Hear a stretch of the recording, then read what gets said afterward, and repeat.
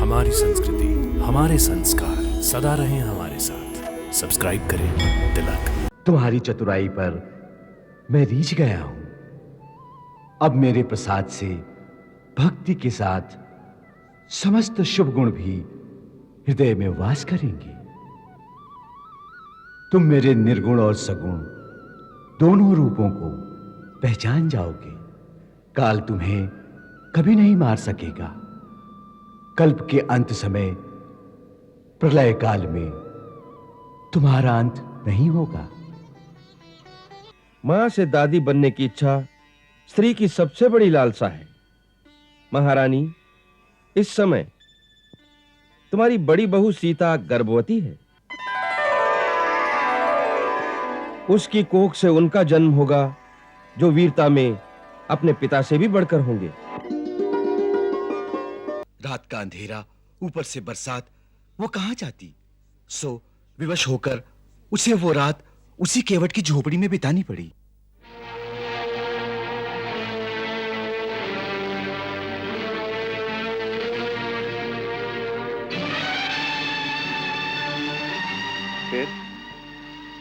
फिर उसकी पवित्रता पर संदेह करके उसके पति ने उसे घर से निकाल दिया।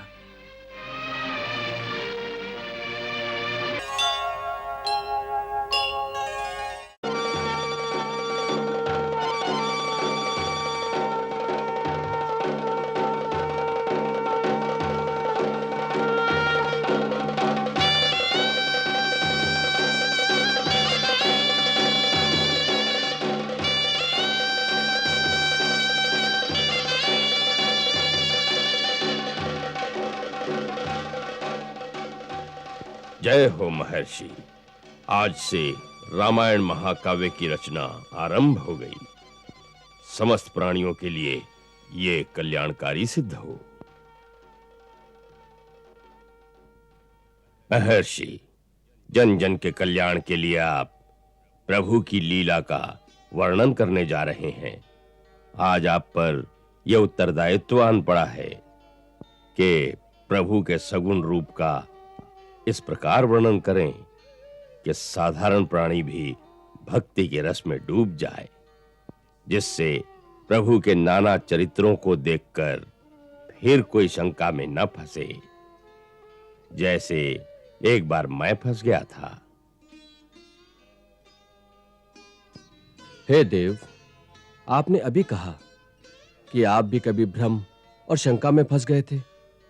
आप पर भी माया जाल डाल सकती है, इस पर विश्वास नहीं होता। हाँ खगेश, तीनों लोक में कोई ऐसा प्राणी नहीं जिस पर मायापति की माया अपना जाल नहीं डाल सकती। बड़े बड़े तपस्वी, ज्ञानी, मुनि, सिद्ध, यहां तक कि नारद जैसे देवता भी सहज ही माया के वश में आ जाते हैं। स्वामी, यदि आप मुझ पर प्रसन्न हो तो मुझे आपका अनुभव सुनने की जिज्ञासा है। गरुड़ जी, मेरी मूर्खताएं तो अनगिनत हैं। जैसे जैसे अवसर मिलता रहा आपको सुनाता रहूंगा। आज आपको अपने अज्ञान और भ्रम की एक बड़ी विचित्र कथा सुनाता हूं। लोमश ऋषि के आशीर्वाद से मेरे इष्ट बालक राम हैं। अतः हे पक्षीराज, जब जब श्री राम मानव देह धारण करके संसार में अपने भक्तों के लिए लीलाएं करते हैं, तब तब मैं अयोध्यापुरी जाकर 5 वर्ष तक प्रभु की बाल लीला का आनंद लेता हूं। मैं एक छोटे से कौवे का रूप धरकर भगवान के साथ खेलता रहता हूं। आंगन में जो उनकी जूठन पड़ती है वही उठाकर खाता हूं। कई बार नारद जी भी आकाश में आकर ये लीला कांड देखते रहते हैं। कई बार तो वो मस्ती में गाते भी हैं। कागा संग खेले राम सलोने,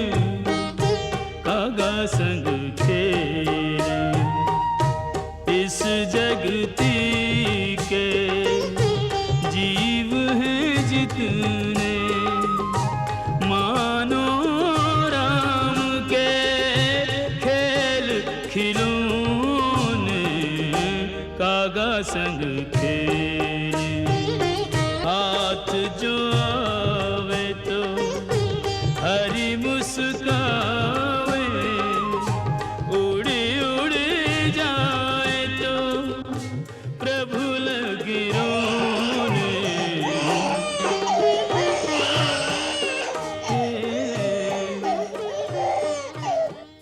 इसी प्रकार एक बार श्री राम जी के संग खेल रहा था। दासी अंदर दूध लेने गई थी। हम दोनों अकेले थे। वो मुझे रोटी दिखा दिखा कर खिजा रहे थे।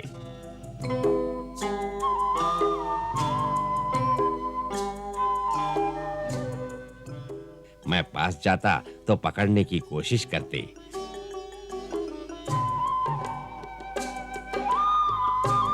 खेलते खेलते मैंने उनके हाथ से रोटी छीन ली।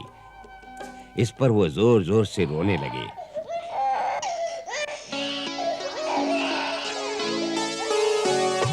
रोटी के टूक के कारण रोवत तीनों लोक के पालन हारे।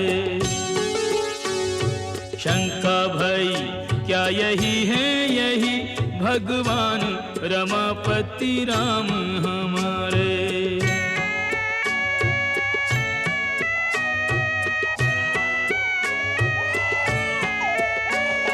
मैंने प्रभु को वहीं रोते छोड़ा, उड़ने लगा मैं तो पंख पसारे।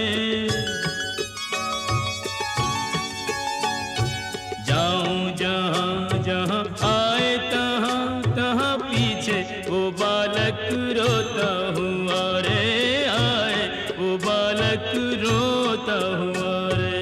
लोकालोक भ्रमत मेरी पड़ गई मंद उड़ान, होए पराजित में परो राम चरण में आन। तब मैं घबरा कर त्राहि त्राहि पुकार उठा। मैंने दीन भाव से कहा, प्रभु मेरी रक्षा करो। हे आर्त जनों के रक्षक, रक्षा कीजिए, रक्षा कीजिए। दीन दयाल दया करके तब मोहे चतुर्भुज रूप दिखायो।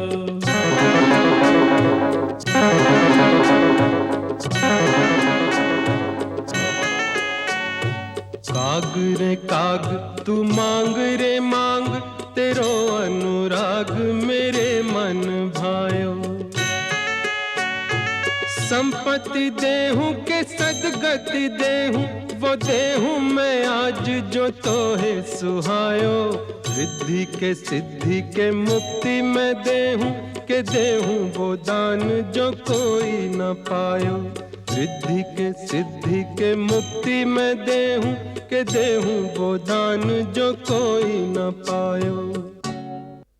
उनकी प्रेम भरी वाणी सुनकर मेरे अश्रु आ गए। परंतु मैंने मन में विचार किया कि प्रभु ने सब सुखों को देने की बात कही है, परंतु जो वास्तव में सुखों की खान है, वो भक्ति देने की बात तो प्रभु ने कही नहीं। बाकी सारे सुख तो काल के अधीन हैं, समय के साथ समाप्त हो जाते हैं, परंतु भक्ति से जो सुख मिलता है वो तो समय के साथ बढ़ता ही जाता है, उसका कभी क्षय नहीं। ये सोचकर मैंने प्रभु से विनती की कि प्रभु मुझे ये सब कुछ नहीं चाहिए, मुझे तो केवल अपनी भक्ति प्रदान करें।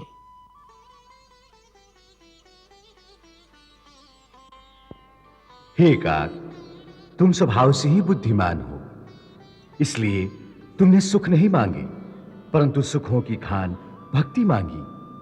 तुम जैसा कौन बड़भागी होगा जो ऋषि मुनि जप और योग की अग्नि में शरीर को जलाकर करोड़ों यत्न करके भी नहीं पा सकती। तुमने वही भक्ति मांग ली। तुम्हारी चतुराई पर मैं रीझ गया हूं। अब मेरे प्रसाद से भक्ति के साथ समस्त शुभ गुण भी हृदय में वास करेंगे।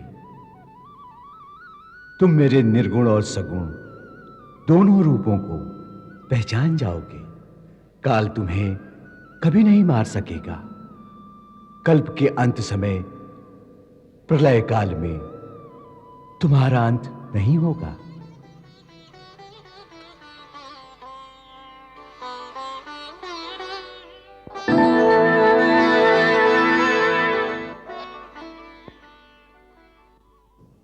आहा, आपने तो मुझे साक्षात भगवान से मिला दिया। हे गरुड़ जी, ये सब श्री राम की कृपा है।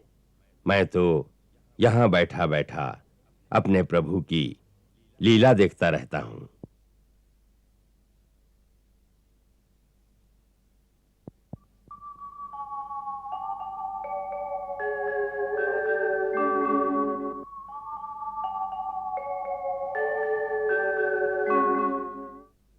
प्रभु भाइयों के साथ अयोध्या में हैं। राजमाताएं कामरूप देश में श्रृंग ऋषि के आश्रम में पहुंच चुकी हैं।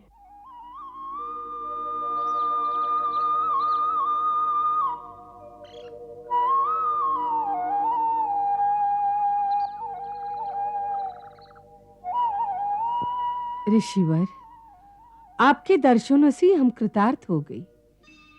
यदि आपके श्रीमुख से कुछ उपदेश भी प्राप्त हो जाए तो हमारा मार्गदर्शन हो जाए। राजमाता कौशल्या, जब तीर्थ यात्रा को निकलो तो पीछे जो छोड़ आई हो उसका मोह भी त्याग देना चाहिए।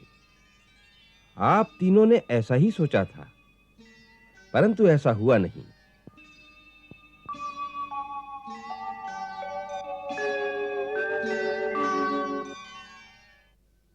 हम देख रहे हैं कि तुम्हारे मन में अब भी अयोध्या की ही चिंता है। पुत्र कैसे हैं, बहुएं कैसी हैं?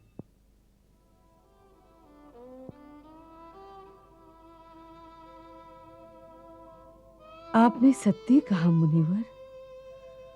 मां का हृदय ही ऐसा है।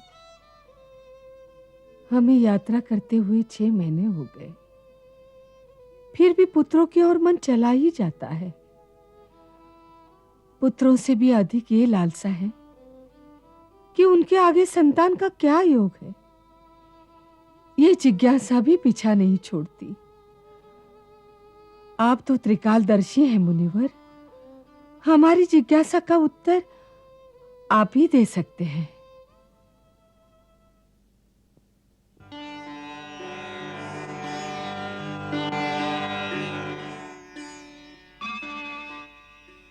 मां से दादी बनने की इच्छा स्त्री की सबसे बड़ी लालसा है। महारानी, इस समय तुम्हारी बड़ी बहू सीता गर्भवती है। उसकी कोख से उनका जन्म होगा जो वीरता में अपने पिता से भी बढ़कर होंगे।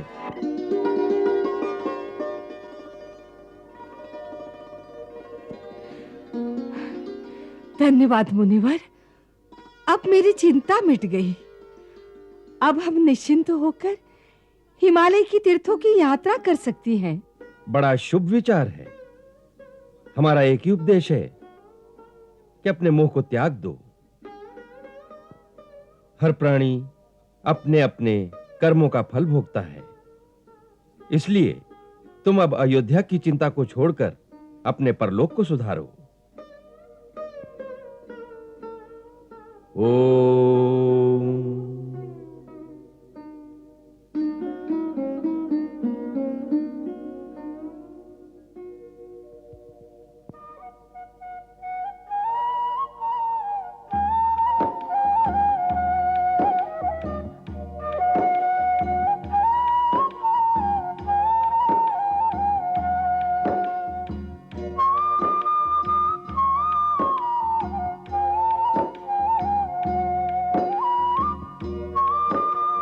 माताओं ने तुम्हें आशीर्वाद भेजा है।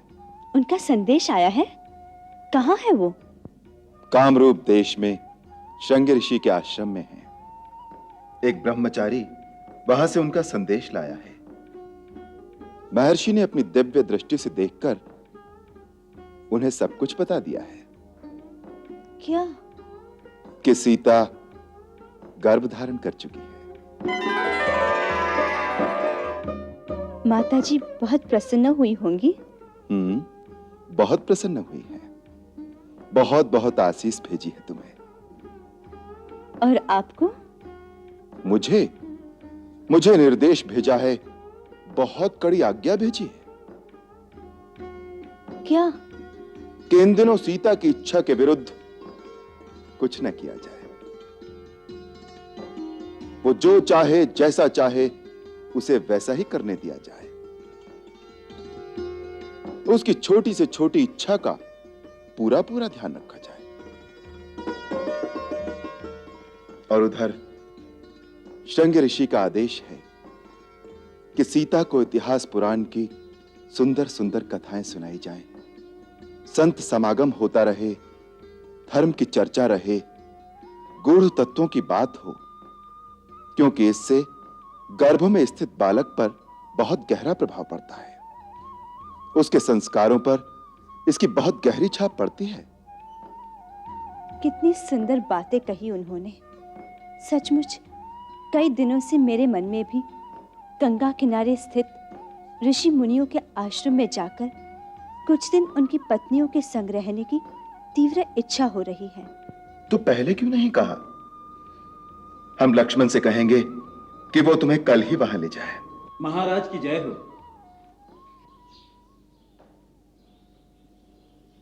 महाराज, अयोध्या के राजगुरु महर्षि वशिष्ठ राजमहल में पधारे हैं। गुरुदेव,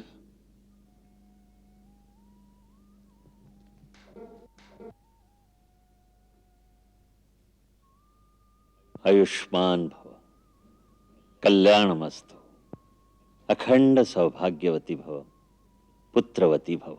गुरुदेव, आसन ग्रहण कीजिए।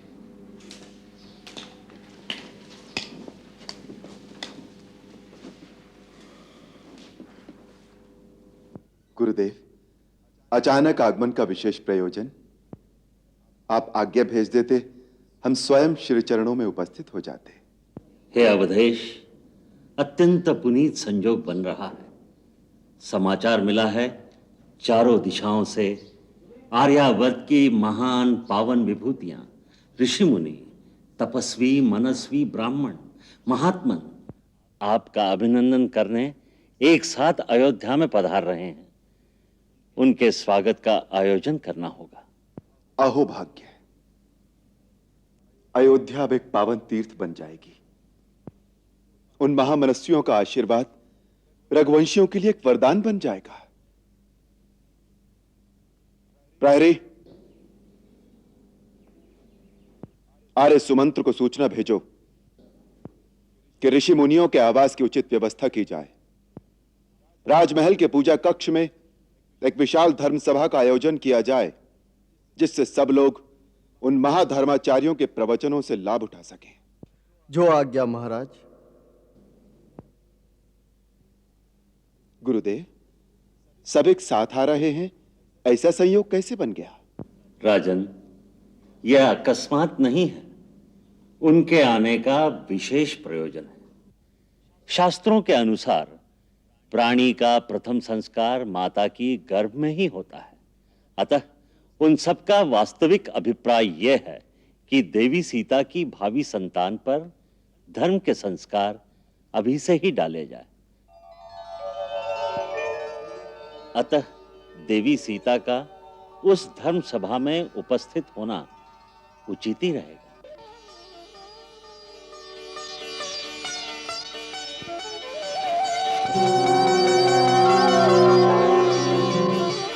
आनंद, आनंद, वाह, कैसा पावन संयोग है। आर्यावर्त के समस्त महान ऋषियों का एक साथ समागम धन्य है, धन्य है। लौकिक अलौकिक पारलौकिक साधु संतों की सभा, आध्यात्म ज्ञानी आत्मज्ञानी धर्मवंतों की सभा।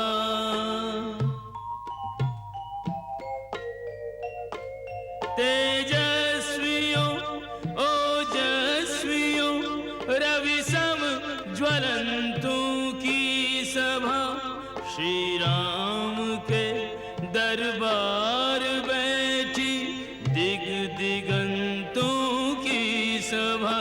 लौकिक अलौकिक पारलौकिक साधु संतों की सभा। संसार के सबसे महान योगियों और ऋषियों के आगमन से अयोध्या की धरती पावन हो गई है। गुरुदेव के आशीर्वाद और हमारे पूर्वजों के पुण्य कर्मों के कारण ही हमें आज आप सबके दर्शनों का लाभ प्राप्त हुआ है।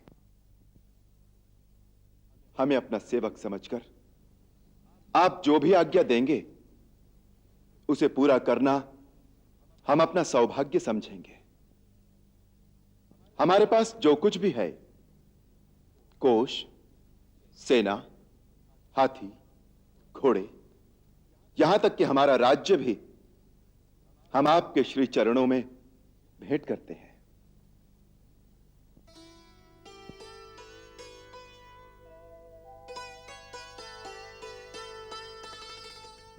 इसके अतिरिक्त यदि कोई भी हमारे योग्य सेवा हो तो आप निसंकोच कहें। अपने प्राण देकर भी हम उसे पूरा करेंगे, हम इसका वचन देते हैं।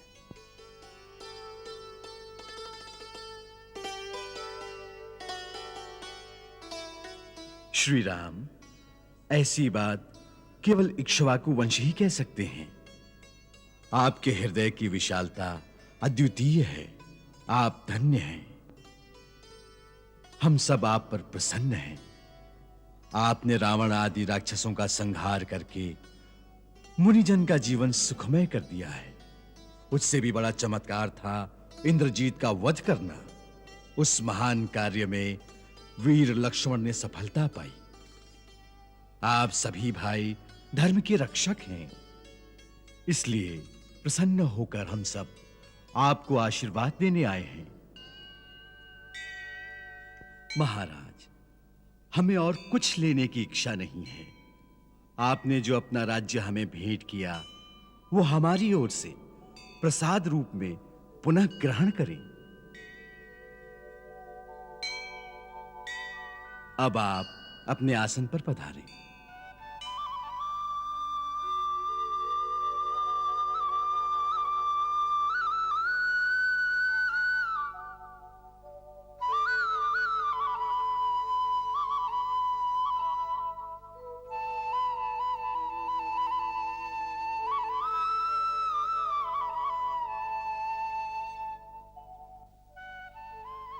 महाराज रामचंद्र, तीनों लोकों में इतने महान ऋषियों का समागम कई युगों में संभव नहीं हो सकता। यह हमारा सौभाग्य है, अयोध्या का सौभाग्य है। इस सभा में पूर्व दिशा के निवासी महर्षि कौशिक, गार्ग्य, गालेव और कण्व आए हैं। दक्षिण से स्वयं भगवान अगस्त्य, नमुची, सुमुख और आत्रेय मुनि आए हैं। पश्चिम से महर्षि कौशे, नृशंगु, कौशी और धौम्य पधारे हैं। और उत्तर से सप्तर्षि कश्यप, अत्रि, गौतम, जमदग्नि, भरद्वाज और विश्वामित्र ने आने की कृपा की है। ये एक दिव्य गंगा है जो स्वयं चलकर तुम्हारे घर पर आई है। इसकी पवित्र लहरों में मज्जन करो।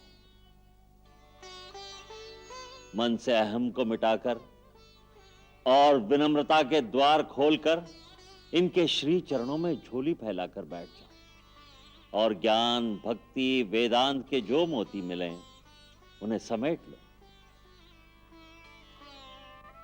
सीता के गर्भ में स्थित बालक के लिए भी यह दिव्य ज्ञान बड़ा अनमोल और लाभदायक होगा।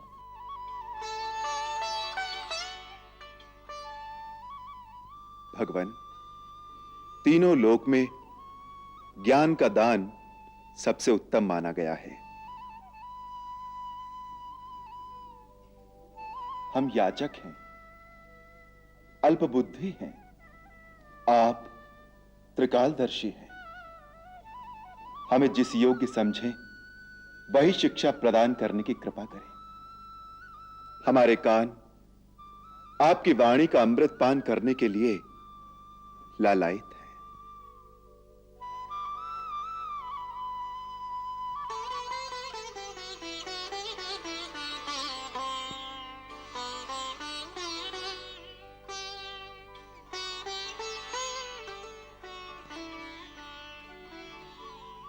हे राम, सत्य का अनुभव स्वयं करो, दूसरे के अनुभव पर विश्वास न करो। सत्य का एकमात्र प्रमाण है उसका प्रत्यक्ष दर्शन। जो गुरु यह कहे मैंने देखा है और तुम नहीं देख सकते, उसे गुरु न मानो। और जो यह कहे कि तुम भी प्रयत्न करो, मैं तुम्हें दिखा सकता हूं, वही सच्चा गुरु है, उसी पर विश्वास करो। अज्ञानी उस मूर्ख की भांति है जो सोने से भरे हुए संदूक पर बैठकर भीख मांग रहा है। जब कोई गुरु मिलता है तो वह उसी का संदूक खोलकर उसे दिखा देता है, वही ज्ञान है। आत्मा आकाश में उड़ता हुआ एक पंछी है। जैसे आकाश की ऊंचाई से धरती के ऊंचे ऊंचे पहाड़ भी बहुत छोटे दिखाई देते हैं, उसी प्रकार आत्मा की ऊंचाई से जीवन को देखा जाए तो जिन बातों को प्राणी बहुत बड़ा समझता है वो बहुत गौड़ हो जाती है। आत्मा जितनी ऊंचाई पर होगी उतनी ही दूर तक पीछे और आगे की धरती दिखाई देगी। ऊंचाई से आप देख सकते हैं कि इस कठिन पहाड़ के उस पार एक सुंदर झील भी है। इसी को त्रिकाल दर्शन कहते हैं। भगवान, वेद और श्रुति के अनुसार सबसे बड़ा धर्म क्या है और सबसे बड़ा दुष्कर्म क्या है? सबसे बड़ा धर्म है अहिंसा, अहिंसा परमो धर्म। और सबसे बड़ा दुष्कर्म है पराई निंदा। गुरुवर, सबसे बड़ा दुख किसमें है और सबसे बड़ा सुख किसमें मिलता है? दरिद्रता ही सबसे बड़ा दुख है। सुख का अर्थ है जहां कोई अशांति ना रहे। सो सबसे बड़ा सुख संत मिलन में है। जैसे गंगा जल से शरीर अंदर और बाहर से पवित्र होता है, उसी प्रकार संतों का मिलन मन और आत्मा को सुख पहुंचाता है और शांति देता है। महाराज, संत और असंत के क्या लक्षण हैं? संत और असंत की बड़ी सहज ही निशानी है। संत दूसरों की भलाई के लिए दुख सहते हैं और असंत दूसरों के विनाश के लिए दुख सहते हैं। जो संत को दुख देता है वो उसका भी भला करता है, जैसे चंदन का वृक्ष। जो कुल्हाड़ा उसे काटता है, चंदन उसे भी अपनी सुगंधी दे देता है। संत का सहज स्वभाव है परोपकार, और असंत का स्वभाव है कि दूसरों के विनाश करने के लिए अपना भी नाश कर लेता है। प्रभु, भक्ति और ज्ञान में क्या अंतर है? ज्ञान एक दीपक की भांति है, भक्ति एक मणि की भांति। दोनों में ज्योति है। दोनों को जहां रख दो अंधकार दूर हो जाता है। चारों ओर प्रकाश ही प्रकाश फैल जाता है। परंतु दीपक को प्रकाश के लिए तेल, बत्ती, दीपक आदि की आवश्यकता होती है, जबकि मणि के अंदर अपना ही प्रकाश होता है। काम, क्रोध, लोभ, मोह आदि की तेज हवा से दीपक की लौ डोल सकती है, कभी बुझ भी जाती है, परंतु लोभ और मोह माया की आंधियों से मणि का प्रकाश कभी नहीं बुझ सकता। इसी प्रकार जिसके हृदय में सच्ची भक्ति है, उसे कोई लालच, कोई लोभ कभी पथभ्रष्ट नहीं कर सकता। ज्ञानी का शत्रु अहंकार है, वो गिर सकता है। भक्त विनम्र है, वो क्या गिरेगा। ज्ञान पुरुष है, माया स्त्री। ज्ञान माया पर मोहित हो सकता है, तभी उसका पतन होता है, परंतु स्त्री स्त्री पर मोहित नहीं होती। इसीलिए भक्ति पर माया का कोई प्रभाव नहीं पड़ता।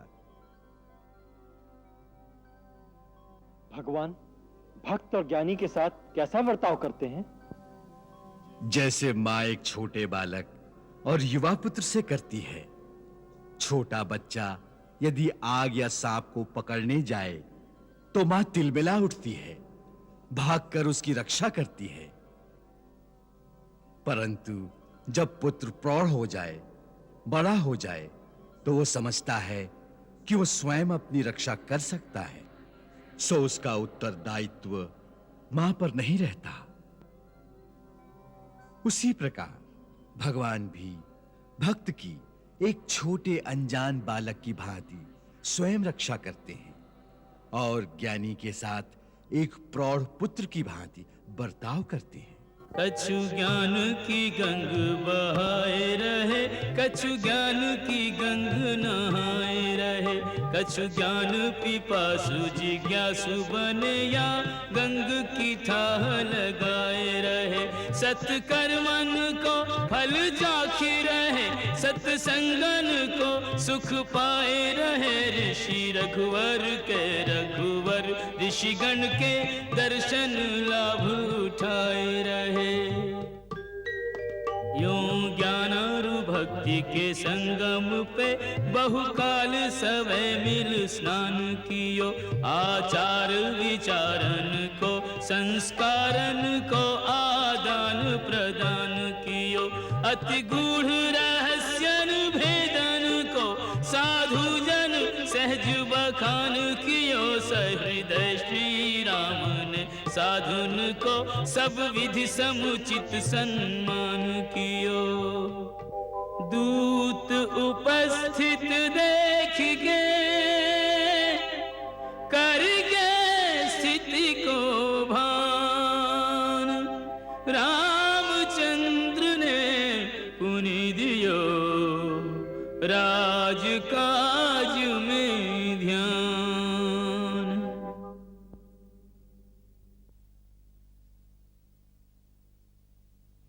महाराज की जय हो। तुम्हें देखकर हमें विश्वास हो गया कि तुम जिस काम के लिए गए थे, अपने उस लक्ष्य को पाने में सफल होकर आए हो। जब से तुम गए हो, हमें एक रात भी पूरी नींद नहीं सो सके। हमारे मन पर एक बोझ था कि हमारी प्रजा में से एक स्त्री हमसे सहायता मांगने के लिए आई और हम उसके लिए कुछ नहीं कर सके। हम यही सोचते रहते थे कि उस पर क्या बीती होगी, वो कहां होगी, और राजद्वार से निराश होने के पश्चात उसे कहीं और सहायता मिली होगी कि नहीं। अरे सुमागत, तुम्हारे आने का अर्थ है कि तुम उस स्त्री के बारे में सारी जानकारी लेकर आए हो। जी महाराज। कहां मिली वो? जी वो तो नहीं मिली, पर उसके घर का पता चल गया। उसका पति हमारे राज्य की सीमा पर गौतमी तट पर स्थित एक गांव में रहता है। वो नहीं मिली अर्थात वो अपने पति के घर नहीं गई? जी नहीं। क्यों? महाराज, उसके पति ने उसे स्वीकार करने से इनकार कर दिया। किस अपराध के लिए? वो अपनी मां के घर से आते हुए रास्ते में एक रात कहीं रुक गई थी, इसलिए। क्यों रुक गई थी? इसके बारे में पृथक पृथक धारणाएं हैं। परंतु उस स्त्री ने आकर कुछ तो कारण बताया होगा। महाराज, गांव में पूछताछ करने पर पता चला वो स्त्री एक ही कारण बताती रही। ससुराल से आते हुए रास्ते में उसे एक नदी पार करनी पड़ती है। जब वो नदी किनारे पहुंची तो सांझ का अंधेरा हो चुका था। ऊपर से बरसात भी होने लग गई थी, इसलिए केवट ने नाव चलाने से इनकार कर दिया। रात का अंधेरा, ऊपर से बरसात, वो कहां जाती। सो विवश होकर उसे वो रात उसी केवट की झोपड़ी में बितानी पड़ी।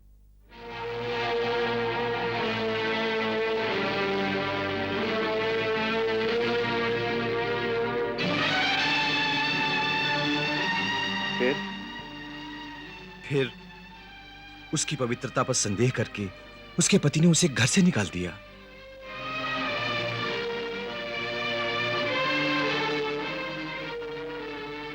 वो अपने पति को अपनी पवित्रता का विश्वास नहीं दिला सकी। कैसे विश्वास दिलाती महाराज? विश्वास तर्क की वस्तु तो है नहीं। विश्वास मन के मानने की बात है। मन मान ले तो विश्वास हो जाता है, मन ना माने तो कितना भी तर्क दे लीजिए, विश्वास हो नहीं सकता। फिर भी पति पत्नी का संबंध तो अटूट होता है। छोटी मोटी भूल के लिए तो एक दूसरे से क्षमा भी मांगी जा सकती है। परंतु महाराज, उस दंपति के बीच में प्रेम कम और अविश्वास अधिक है। पति विश्वास करने को तैयार नहीं। वो कहता है जहां एक रात बिताई हो वहीं जाकर शेष जीवन बिताओ। पास पड़ोस वालों ने स्त्री से क्षमा मांगने के लिए कहा तो वो अलग भड़क गई। कहने लगी, मैं क्षमा नहीं मांगूंगी। अब श्री राम का राज्य है, मुझे क्षमा मांगने की कोई आवश्यकता नहीं। मैं राजा के पास जाऊंगी, वो तुम्हें अवश्य दंड देंगे। ये तो बड़ा विचित्र तर्क है। उसने ऐसी बात किस विश्वास पर कही? महाराज, आपके प्रश्न का उत्तर तो वही दे सकती थी। मैंने जो सुना वो प्रकट किया।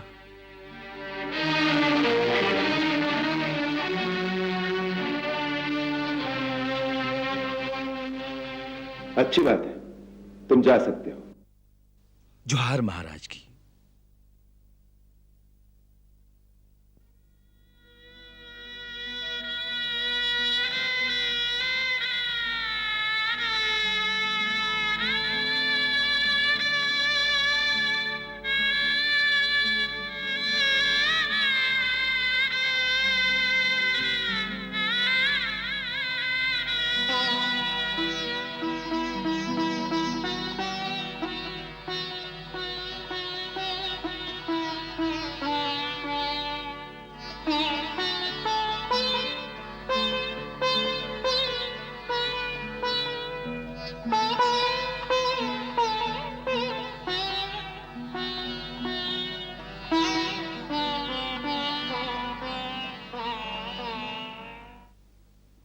ऐसा लगता है कि गुप्तचर की बातें सुनकर बहुत विचलित हो गए हैं आप।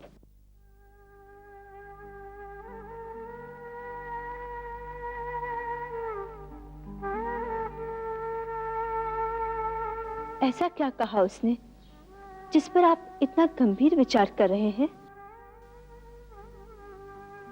जो उसने नहीं कहा उस पर विचार कर रहा हूं। ऐसा लगता है वो हमसे कुछ छुपा रहा है।